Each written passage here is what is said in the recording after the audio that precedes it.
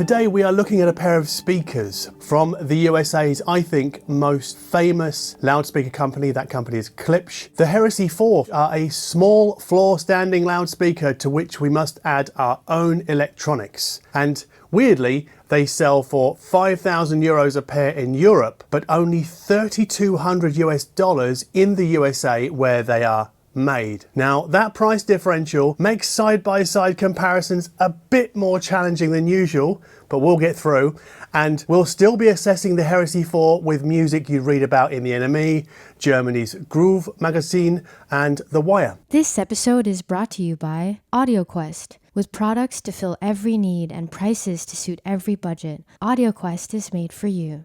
Visit audioquest.com for more information. Now, before we start, how about some minimal techno from 2003? This is Ricardo Villalobos' Alcachofa, and I think it might be patient zero of the micro house genre. Although in some quarters it was called minimal, so minimal, micro house, I'm not quite sure which. But no matter, because the synth sounds used by Villalobos on this record lend it kind of like a nauseating woozy quality that I think takes many listens to get used to.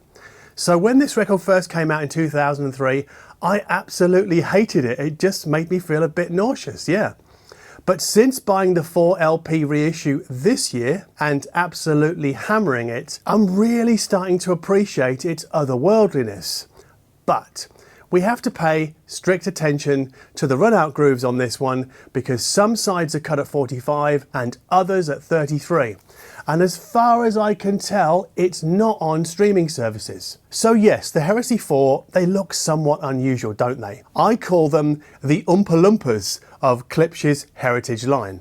And this is the fourth iteration of a speaker model that has been in production for more than 50 years. And it's called the Heresy because it was Paul W. Klipsch's first box-like speaker. Until the Heresy, I think Klipsch had only made large corner wedge designs. Now, version 3 of this speaker, which came out in 2005, I think, that was a sealed box with, I hate to say it, a more attractive plinth. It had this kind of curved arch in the front. And I bought this review pair because I loved the Forte 4 so much, which I think in the long run proved to be a little bit too much speaker for this 6 meter by 5 meter room. And I'm talking physically and acoustically here. So let me say this right out of the gate. The low-riding Heresy are a better visual and acoustic fit for this room, but at 20 kilos apiece, they're not especially heavy, but their boxy dimensions make them awkward to carry. So I put them on plant rollers. Yes, I know I've done this before, but I did it again here, and that makes it easier for me to move the Klipsch around the room. That's useful for bringing speakers in and out for side-by-side comparisons, but it also makes lighter work of repositioning because with these speakers, with the Heresy IV, position really matters, and I'll talk a bit more about that later. But those plant rollers also perform another task. They lift the bass driver a little further off the floor to reduce, albeit slightly, the impact of low frequency floor bounce, because sat on the floor, the Heresy sound a little bit bass thick, especially in the mid bass. And that's surprising because Klipsch rates these speakers down to 48 Hertz, which isn't crazy low, but it is lower than the Heresy III, which had no port and only went down to 58 Hertz. And the port here utilizes Klipsch's Tractrix geometry. That's basically just the shape and the way the port is designed. Now, one of my patrons suggested to me that the port here chuffs. So I made a point yesterday of playing one of the more minimal cuts from this album and then stuck my head round the back of the speaker to have a good listen, and nope, it does not chuff. But what we do get is an enormous wall of sound from Alexi Pereira's Midnight Sun 3. That's the album because the track names are just ridiculous. And I think that mainly comes down to the Heresy IV's three-way design. So all of the low end is handled by a dedicated 12-inch paper driver. They call it fiber composite, but I'm pretty sure that's paper. And yeah, the Heresy IV, they might be smaller than your average floor stander, but the Heresy will 100% satisfy those listening in larger listening spaces, because yeah, the low end action on these, it's forceful, it's robust, it's very present, and it's really at the very upper limit of what this room will tolerate.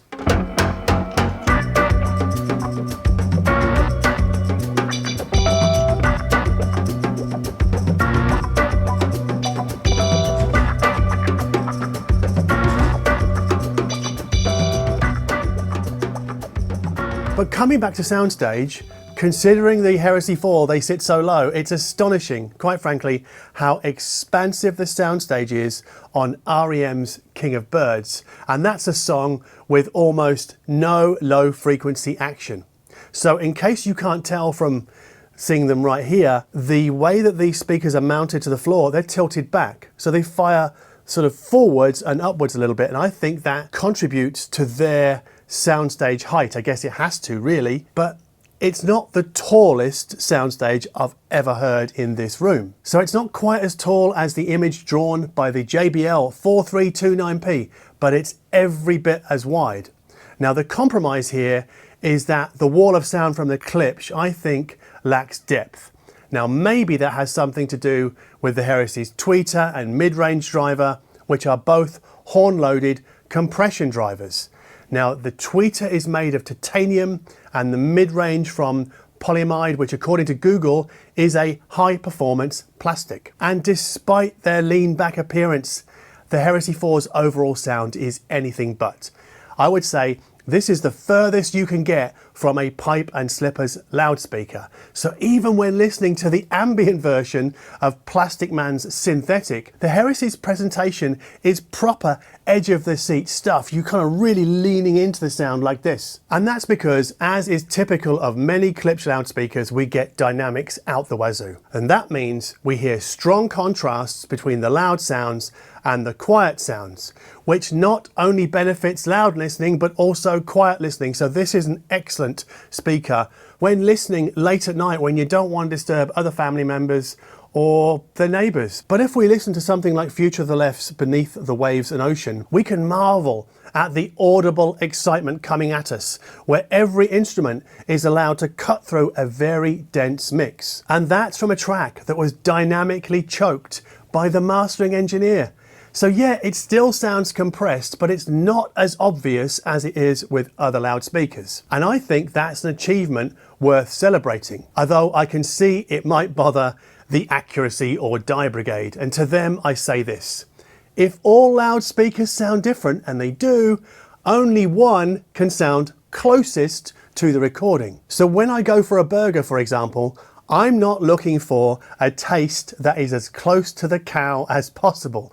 I'm looking for something that's juicy and flavoursome, and yeah, with pickles and sauce. And the Heresy IV serve up music with plenty of pickles and sauce.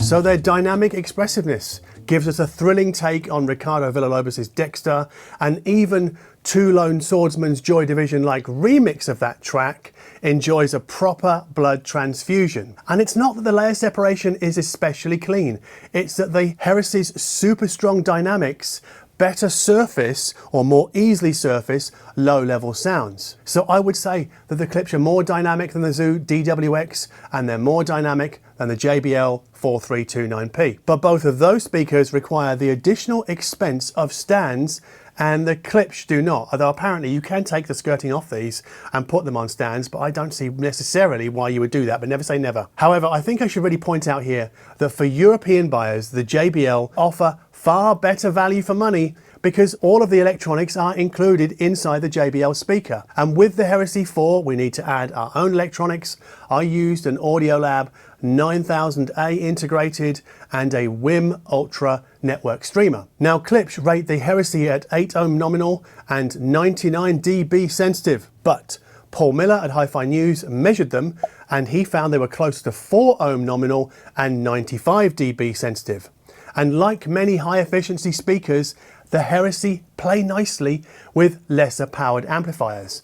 And it's why many Klipsch diehards use low powered tube amplifiers.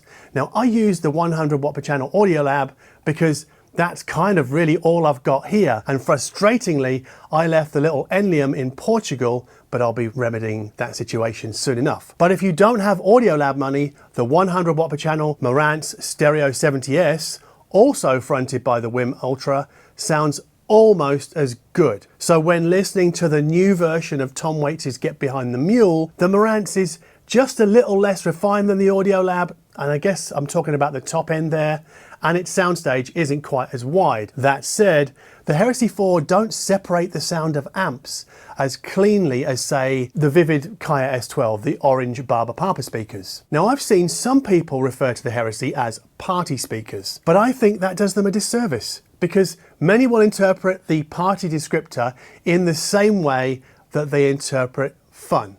Negatively. No, the Heresy IV aren't as filigreed or as refined in the uppermost treble as the JBL Actives, but the tweeter here delivers a certain degree of crispness to help cleanly define instrument placement between the loudspeakers, basically in the phantom center. So Supergrass's She's So Loose, yeah, another dynamically compressed mid-90s indie rock song, that only shows a hint of coarseness when played through the Klipsch in comparison to the JBL, and I was kind of surprised by that result. But compared to the Zu DWX, the Heresy offer much greater clarity, which effectively makes male voices more readily pop into the room. And we can hear this clearly on the hold steadies Carlos Is Crying. And if you like your indie rock with a heavy dose of Springsteen, then I think the hold steady could be for you. And I gotta say, I think their album from 2023, The Price of Progress, is their best album in over a decade. And I think these Klipsch speakers really bring out the music fan in me. Now, maybe that's because I listen to quite a bit of dynamically compressed music that would otherwise sound a bit flat, and it doesn't as much with the Klipsch. And I'm looking at you, Arcade Fire, and I'm looking at you, Blow One. So I think this is really a sign of the times where audio hardware has never been better, but modern recordings have never been worse. And yet the Klipsch Heresy IV, like the Forte 4, imbue the suburbs and Wet Will Always Dry with more life than any other speaker I've heard to date. They are the closest I've heard to a live event. Now, I don't mean the chin-stroking, non-amplified live event that many audiophiles love to invoke. I'm talking about the fist-in-the-air sing-along that you get from a hold steady show.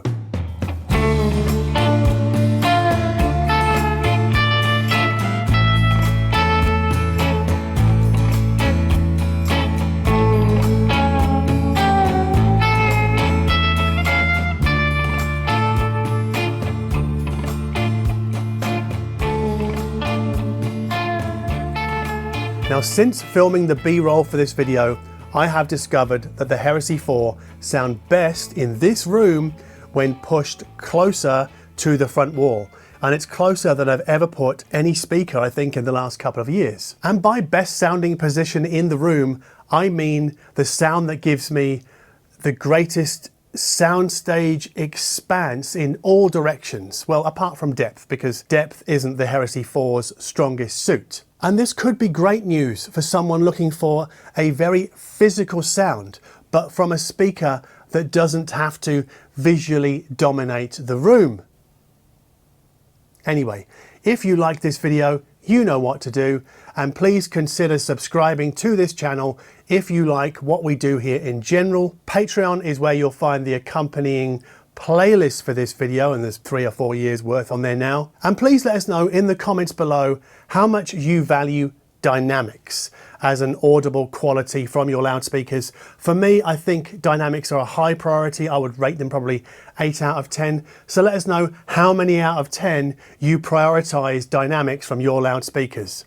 Anyway, let's bring this video to a close. Thank you ever so much for watching.